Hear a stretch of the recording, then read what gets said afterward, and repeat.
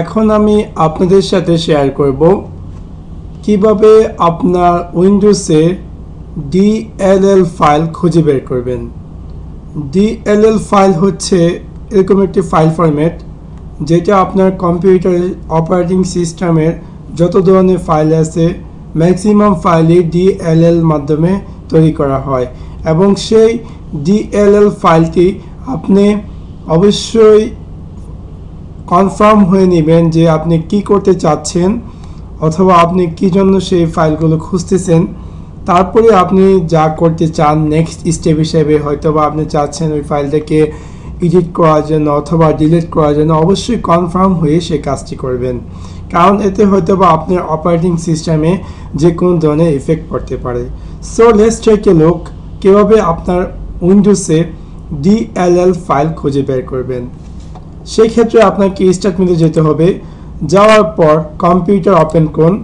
Open করার পর আপনার উইন্ডোজটি যেহেতু সিতে আছে সেই ক্ষেত্রে আপনি সিটি ওপেন করুন। ওপেন করার পর উইন্ডোজ 7 আপনি দেখতে পারবেন যে একদম ডান দিকে কর্নারে সার্চ আইকন আছে, সার্চ একটি বক্স আছে এবং সেখানে টাইপ করুন TYPE:DLL।